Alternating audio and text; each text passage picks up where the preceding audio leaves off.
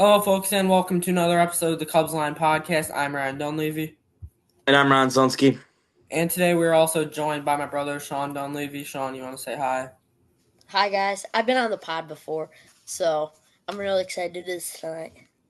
Yeah, first episode of the year for you, and it's a good one. The Cubs with a gritty win today, 2-1 over the Mets for the series sweep.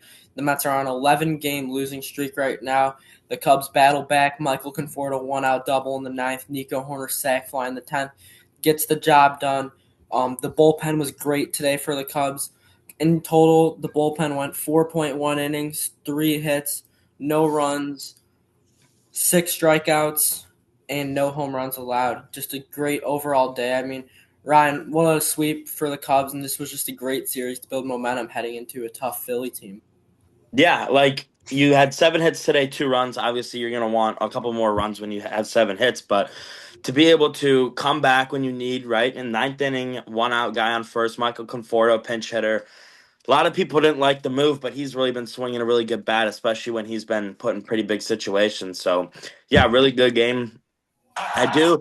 I feel like you were helped a little bit from the managing of the Mets because why on God's green earth are you not walking Nico? But I'll take it. It's a W and it's a sweep. So yeah, great win today, great sweep, and 4 in a row, right?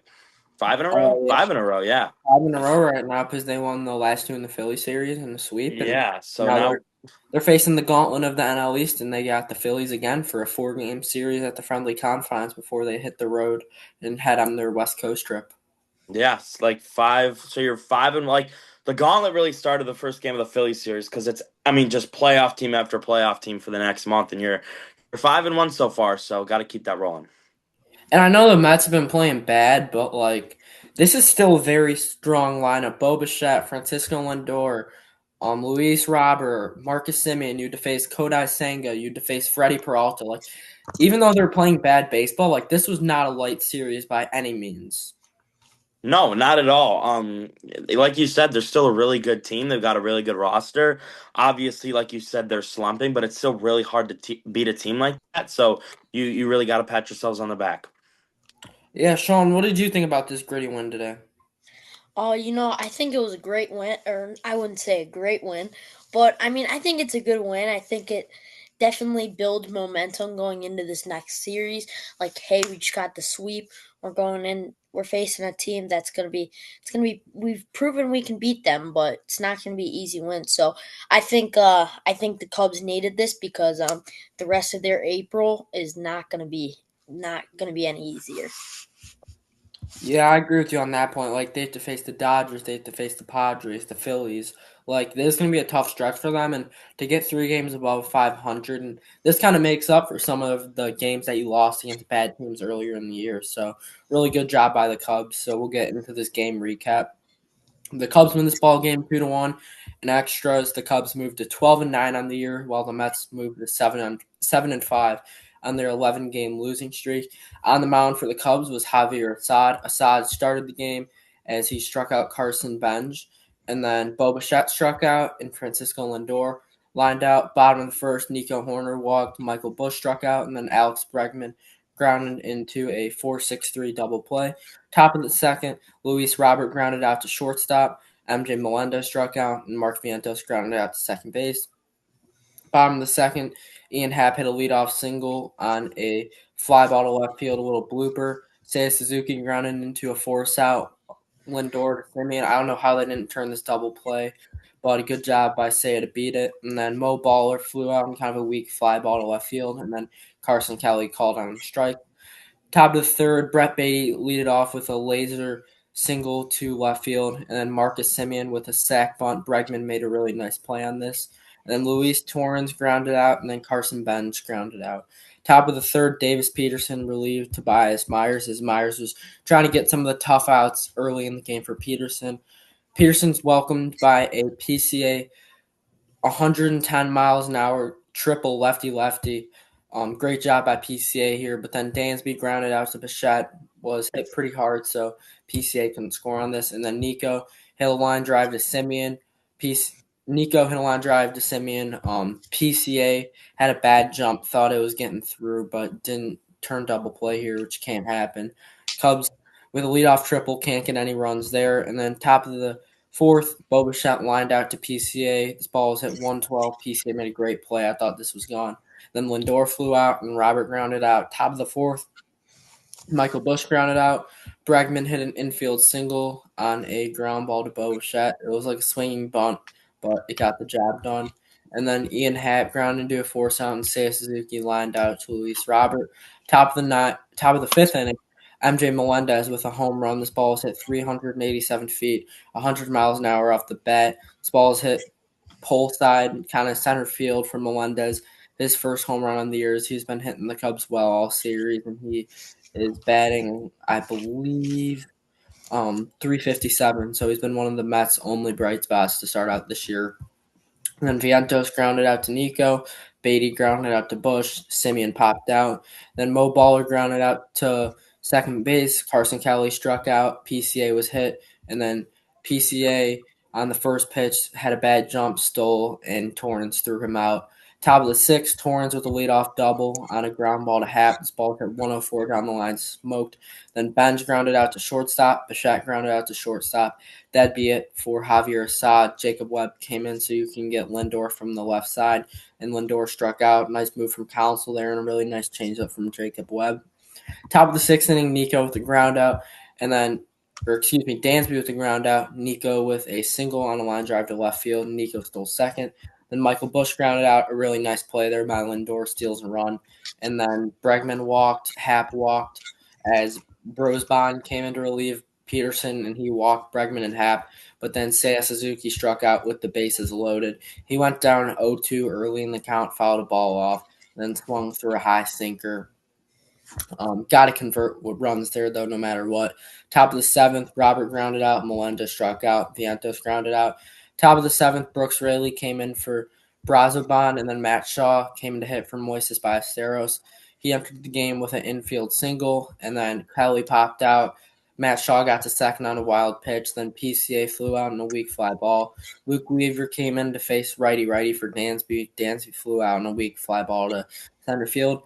Top of the eighth inning, Riley Martin came into the game. Tyrone Taylor replaced Brett Beatty, as they didn't want the lefty-lefty matchup. Tyrone Taylor struck out. Marcus Semien hit a single on a line drive to left field.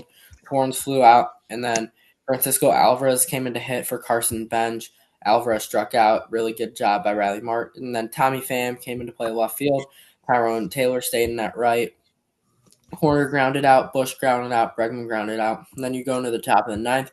Corbin Martin gets a ground out from Bichette, fly out from Lindor, and then Luis Robert Jr. hit a single, but Melendez struck out. Top of the ninth, Devin Williams entered trying to get the save. Ian Happ started off with a single to left field. The ball's at 97 miles an hour. And then Scott Kingery came in to run for Ian Happ. Suzuki struck out. Can't have that. Seiya's got to get better. He's been slumping as of late. And then Michael Conforto came in to hit for Matt Shaw, as they wanted the lefty-righty matchup, and Conforto can hit well. Conforto smoked a double down the line, 95 miles an hour, gets a double. Kingery comes in to score. Great job by Michael Conforto. Cubs tie this ball game 1-1 with only 2 outs to work with left in the ninth. And then Carson Kelly struck out, swung through a high fastball, and then after that, PCA struck out. He went fishing here, trying to be the hero. It was a 3-2 pitch, and he swung through a ball in the dirt. Can't have happen. Top of the 10th inning, Conforto stayed in the left. Caleb Thielbar entered the game.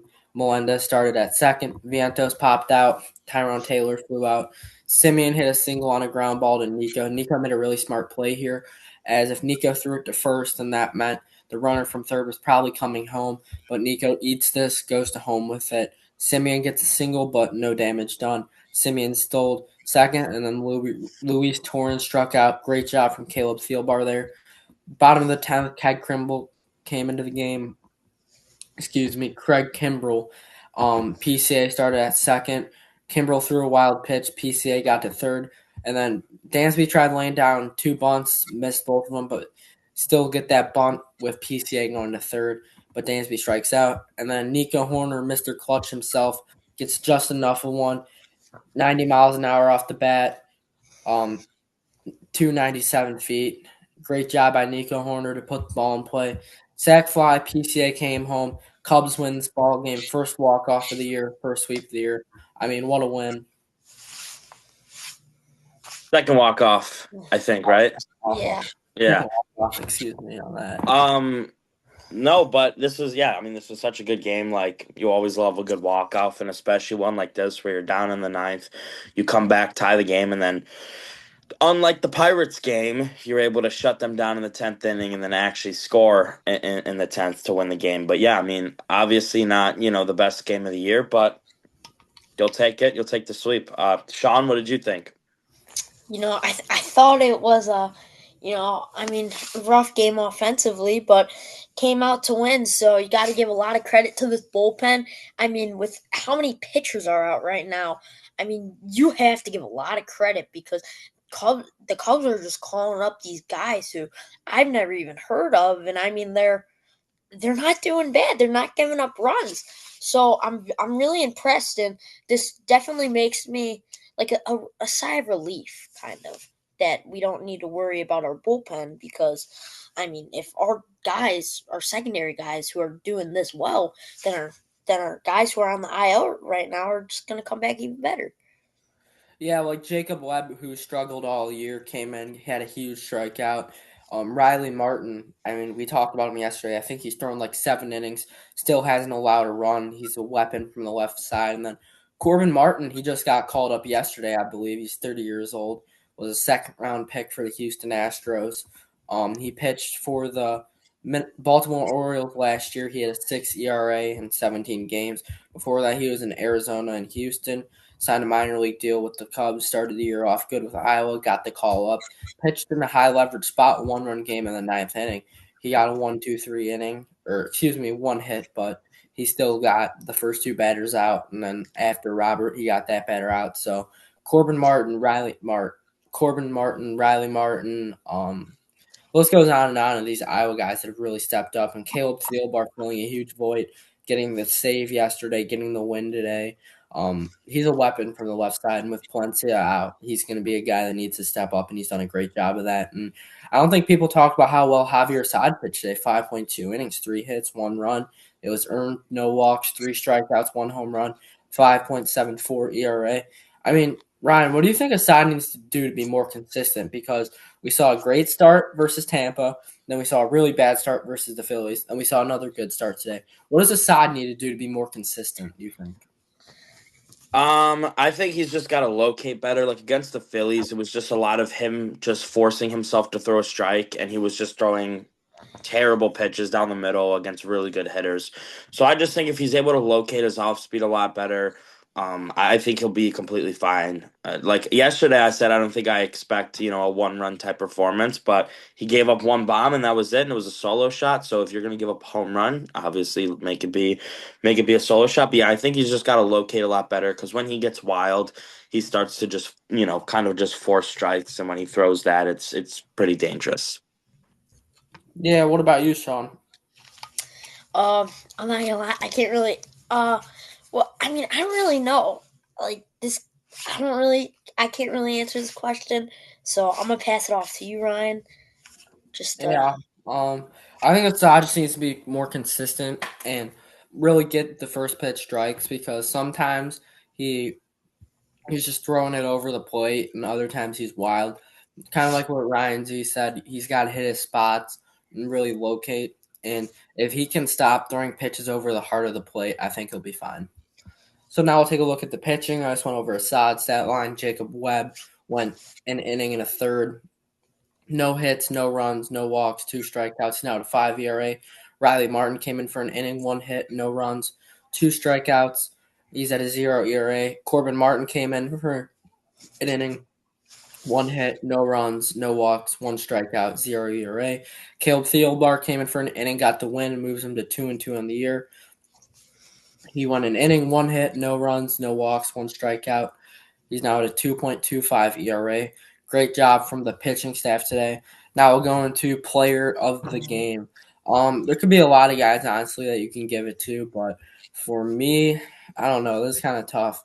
I'm going to go with Michael Conforto. I mean, you don't win that game without that pinch hit at bat. It's very hard to be a pinch hitter. He's hitting 304 on the year after a rough start. And Conforto, I mean, you don't win that game without him. Sean, who's your player of the game? So for my player of the game, I was gonna say Conforto, but I'll go someone different. I'm gonna go Ian Happ. In his 3 at bats today, he had 2 hits and 1 walk. So I mean, he also set up that winning run because they did pinch run. They put in Scott Kingery to pinch run for him. But I mean, if Happ doesn't get that single, then there's not a runner on, and Conforto just gets a double, and you never know what happens after that. So I mean, Happ. I know this Cubs lineup didn't hit the best day, but Happ put them in positions to get them in to score some runs. So I think he had a pretty good day today. Yeah, and I'll go with mine. I think Javier Assad. I agree with both you guys. And Ryan, like you said, coming off the bench in the ninth inning, a pretty big at bat. I know we were gunning for Conforto to be off the team, but pretty much ever since we said that, he's really turned it on. Like you said, hitting 304, and he had, was it a double against Pittsburgh? It was, yeah. So he came with a pinch hit double, and then another pinch hit double today to tie the game. So he's been really swinging the stick really well. So I'll go Javier Assad though. Really good start, like Ryan said. I mean, again, one bomb, that's it, and it was a solo shot. So he pitched really well today. Yeah, for sure. So for my first question, I'm gonna go to you first, Ryan. So this is kind of unfortunate because this was my pick for who I thought was going to be the Cubs hitter of the year, Michael Busch. In 73 at bats, he only has 12 hits, 3 RBIs, still looking for his first home run. He's hitting 164 with a 262 on base percentage and a 454 OPS. I mean, you're not getting any production from him right now. He's really struggling. What do you do and what approach do you take with Michael Busch? Do you give him a couple of days off? What is your approach with him? I would probably give him a couple of days off, and I saw something on Instagram the other day talking about Mo Baller potentially getting some innings at first. I honestly, a lot of the times you put catchers in that for like Contreras is now turned into a first baseman. Um, but I think you give him a couple days off. You teach Mo Baller how to be just a serviceable first baseman, and then you can have Carson Kelly, Miguel Amaya, and Mo Baller in the same lineup. That's pretty scary. So I think, I mean, I'm not saying like sit him down for a while, obviously, but like I think also that you can do a little bit what you did with Dansby last year, how like when he was hitting cleanup, he just sucked. And then when they moved him back down the lineup, he started to be pretty productive. So I think you can move him down in the order to like 7 or 8 just until he kind of can get his groove back. But I think Mo Baller can come in at first and play first a little bit and get him in the lineup. And I mean, he's pretty similar to, I mean, he's not similar to Bush, but like kind of with the matchups and everything. But I think, yeah, maybe slide Mo Baller at first for a bit and get him in the lineup so that you can get your three power hitter catchers in the lineup. Yeah, Sean, what do you think? Oh, so I saw the same thing as Ryan, and I was gonna steal that like as it was my own idea, but Ryan said it. Yeah, I think Mo Baller, he's proven this season that he can be an everyday player, and I think if give Bush a couple days off and you move Mo Baller to first, then that puts him in a more of a position as an everyday player because with the Cubs it's kind of hard. He's in a weird position where I think he's the best hitter out of Amaya and Kelly compared to those three, but I agree. they're obviously the better catchers, so they're going to be the everyday players more, with more experience. But I mean, when you also get to a point where it's like, I mean, maybe send him down for a week. No, no, No, no, no, no, no, no, no, no, no. no, no. You I don't. I No, saw something similar to that talking about PCA. Like I you saw don't the same thing. I you saw don't the same. send guys like that down. Like you don't. that's not an option. You don't send franchise guys down there in a slump down. Like, Yeah, I Yeah, mean, you gotta figure out your slump up in the bigs to yeah. to be able to be fine. I understand that's not an option. It's just like if like that ever like was a reasonable thing to do. It's like he's got to find his step, dude. Because if he keeps going like this, I mean, he's not an everyday player right now. The way he's been performing, but he's shown us that he can be an everyday player. He just needs to show us now because he's not I doing like that. I will say to like talk. sort of like with Carson Kelly, how people were like, "Oh, it was just one good season." Like with him, it's I don't think it is because he was really solid in 24 too, and then was better last year. So I mean, he's completely fine. He's just slumping right now, kind of like Dansby did last year. So that's why I think you flush in Mo Bauer at first, and then put Bush back lower in the lineup, maybe 7 or 8 when he is playing first. I mean, how many guys have came out with bad starts and then have really turned it on the end of the year, middle of the year? I mean, guys, you got to think we're only 20 games into the season. Like Yeah. overreaction and saying you should send guys down like Michael Bush and PC is a complete overreaction. Like they're gonna be Yeah. fine. Give them a couple days off. Platoon first base for the first 2 games of the Phillies series. Have Bush play that game 3 and 4. See what adjustments he makes. Like Michael Bush is still 28 years old. It's his 3rd season in the bigs. Like you got to give him time to adjust. Um, I mean, pitchers are adjusting to him. They've seen a lot of tape on him. Like it's going to take time to adjust. Um, so I mean, just give him a couple of days off, and I think he's going to be fine. It's still very early in the year.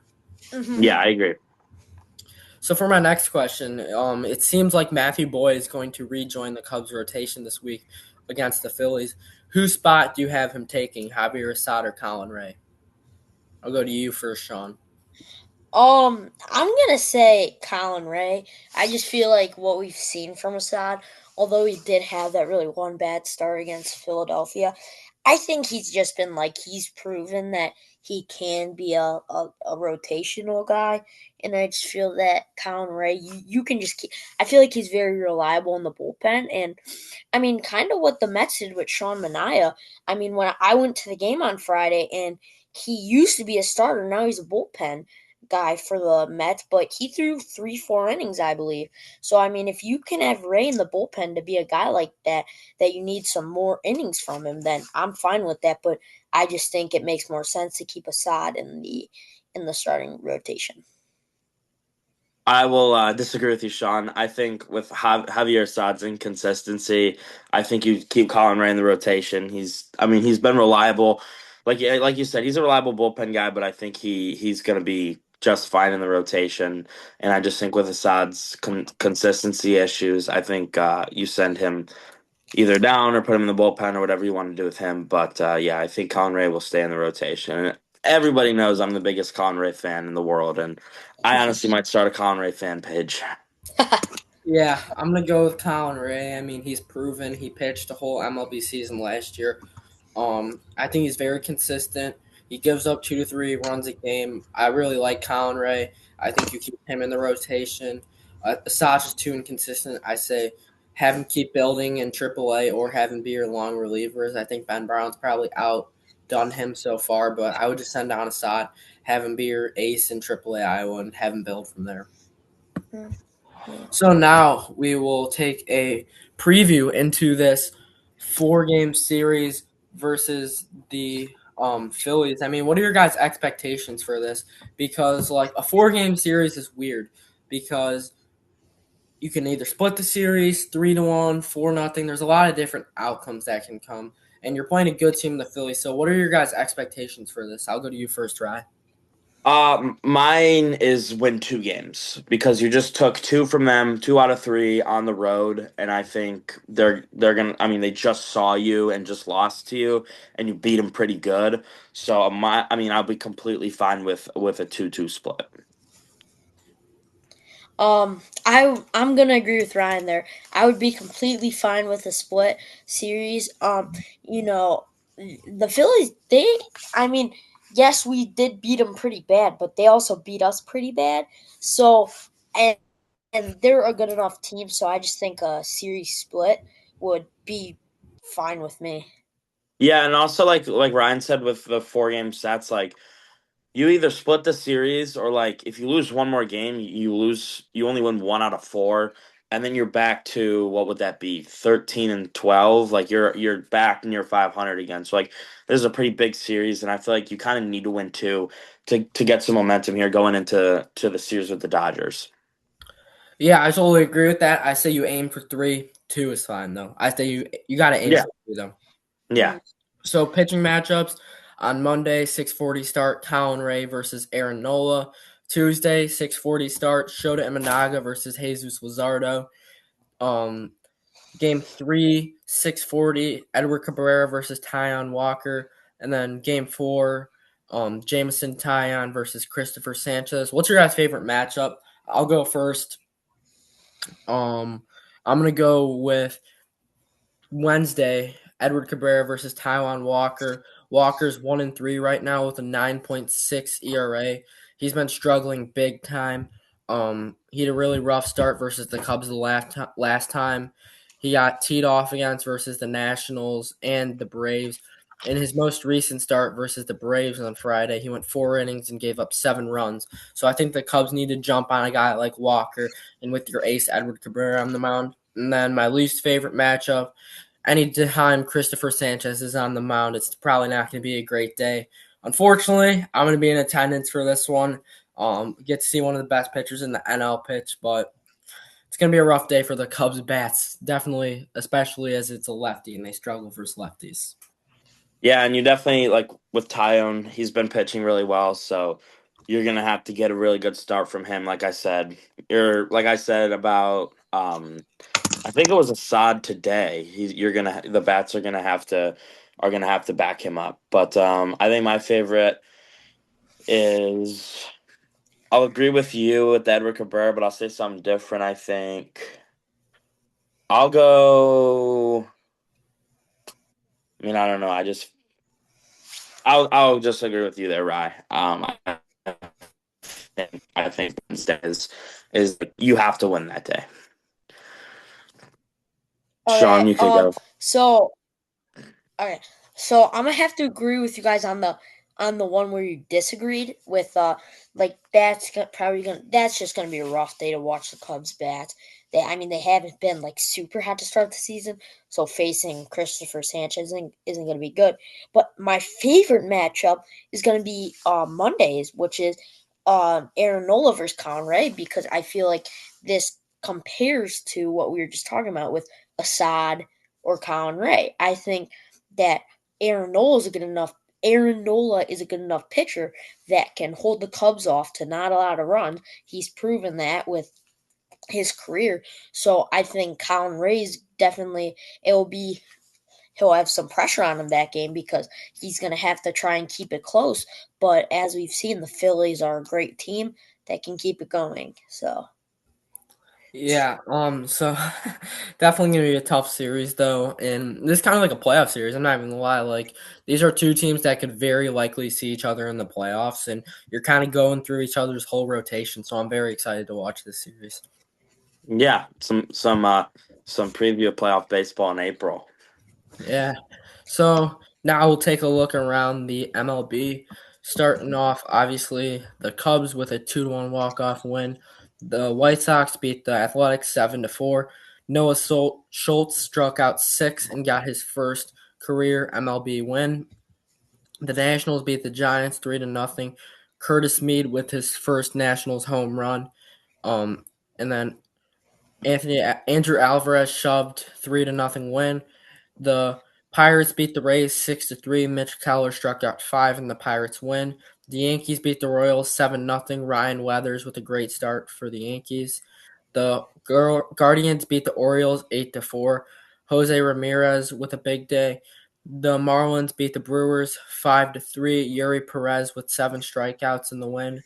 The Cardinals beat the Astros 7-5. And Astros Mason Wynn hit the go-ahead double in the 10th.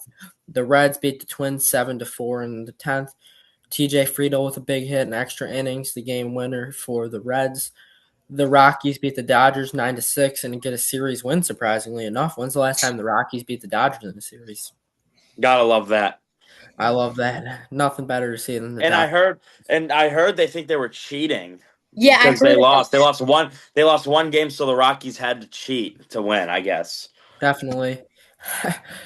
Cubs got the Dodgers next week, and so I hope that they can go get a series win because there's no team in MLB that I hate more than the Dodgers. I know I hate the Cardinals. I hate the Brewers. Like, probably hate the Brewers more, but like the Dodgers are definitely up there, man. Yeah, like I think literally like if a team is able to beat the Dodgers this year in a playoff series, like that's like Moneyball Part 2. Yeah, that would be awesome. Yeah. I mean, for them, it's World Series or bust. Like you bring in Tucker and all Yeah. these Oh guys. yeah. I mean, every year it is. Yeah, it's the expectations of being the Dodgers, but enjoy it while excuse me, enjoy it while it lasts because that salary cap, you're gonna have to lose a lot of guys. Yeah, lots. The Padres beat the Angels 2-1. Michael King with 6 strikeouts in the win. Mason Miller again on for the save. 1, 2, 3 inning. I mean, the guy's just unhittable. If Yeah. it gets to the ninth inning, call it quits. The Mariners beat the Rangers 5-2. J.P. Crawford with a 2-run bomb in the win. The Blue Jays beat the Diamondbacks 10-4. The Blue Jays tied a franchise record during this one and the win with a bunch of home runs. The Tigers beat the Red Sox 6-2. Framber Valdez shoved and Dylan Dingler with 4 RBIs. And then the Braves beat the Phillies 4-2 on Sunday Night Baseball.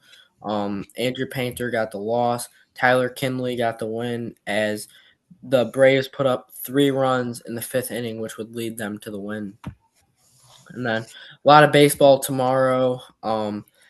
Tomorrow is the 10-10 game for Red Sox versus Tigers as they honor the Boston Memorial. So that's always a cool game. If you got nothing to do in school or work, tune in at 10-10 for the Tigers versus Red Sox. We'll do a little standing update because it's a Sunday. The Reds lead the NL Central by a half a game. That's probably the tightest division. All teams are 3 games or more above 500. So that division's going to come down to the wire as the Reds are on a 3 games win streak. The Cardinals are on a 5 game win streak, and the Cubs are on a 5 game win streak. Atlanta leads the NL East by 5 games.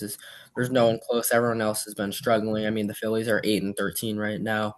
They're on a 5 game losing streak, and the Mets are on an 11 game losing streak. So, guys, that's something to jump on here. I mean, the Phillies are on a 5 game losing streak. Does that change your expectations at all for the series, or it's still take two?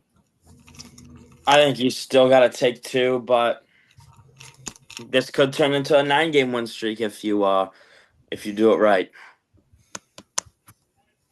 Oh, Oh gotcha. yeah, I'm gonna have to agree with Brian there.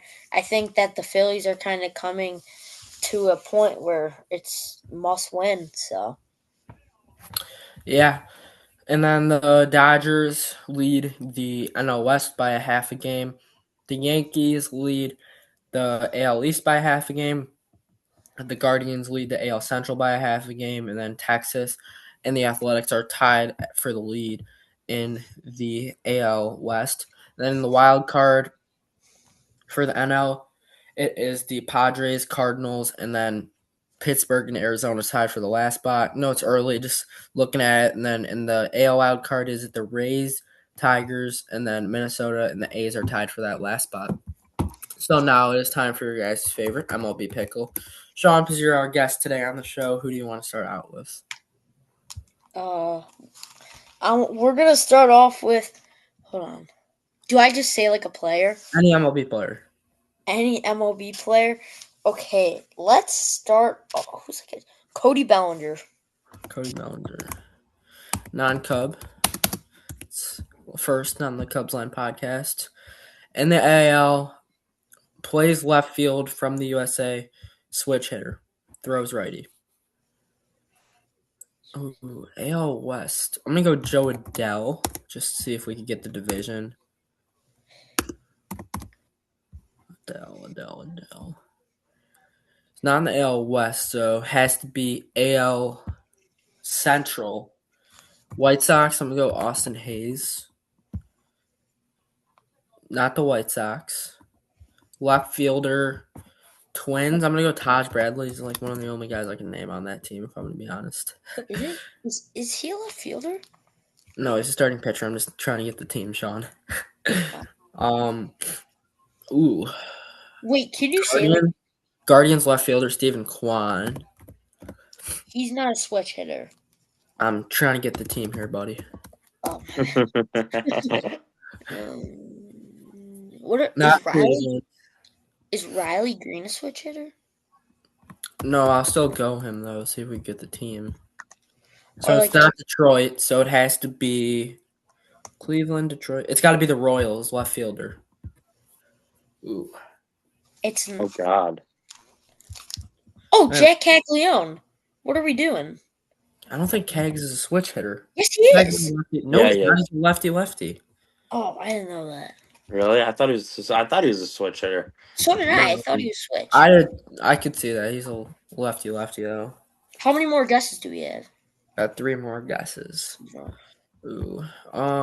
It's not worth Well, I guessing. know Isaac Collins is the guy that the Royals traded from for the Brewers. I think he might be a switchy. I don't know. Maybe throw that out there. Yeah, and that is your immaculate grid player of the day, Isaac Collins. He was a Cubs killer last year, certainly. Now, immaculate grid, Tigers and Braves. Tigers. Well, for Tigers. Braves and Brewers, we can go with William Contreras. Yeah. And then, who's a Brave? I've got a couple polls here for third base. All right. So Braves third base, Adonis Garcia. Dodgers third base, Juan Uribe, and then Rockies third base, Daniel Descalzo, Daniel Descalzo, former Cub. former Chicago Cub. Yeah, I remember the Daniel Descalzo era. Oh my gosh. For LA and Detroit, you can do Jack Flaherty. Yep, LA, Yeah. Detroit, Flaherty. LA Dodgers, and Brewers. Dodgers, Brewers. Ooh. We can skip that for now. Colorado Brewers. Um, Got stumped here. yeah. Rockies, Tigers. Well, who'd you have for Braves third base? Adonis Garcia. Adonis Garcia. Perfect. I don't know. This is tough. Yeah. I'm gonna give up on this one. Don't want to keep you guys here all day. For Braves and Brewers, it was Hank Aaron. For Braves and Tigers, Doyle Alexander. For Tigers and Dodgers, Kirk Gibson. For Brewers and Dodgers, Zach Greinke. For Tigers and Rockies, Octavio Dodal. And then for Rockies and Brewers, Dante Bichette. I'm not going to lie, some pretty hard ones. Thank you guys. Except Greinke. We definitely could have got Greinke. We could have gotten Granky. The other ones were tough, though. Thank you guys for tuning into today's episode. Big Cubs win, series sweep. Cubs are on 6:40 tomorrow on Marquee. Game 1 of the Philly series. Thank you guys for tuning in today's episode. Signing off, Ryan Dunleavy. Ryan Zelinsky. Sean Dunleavy. See you guys next episode.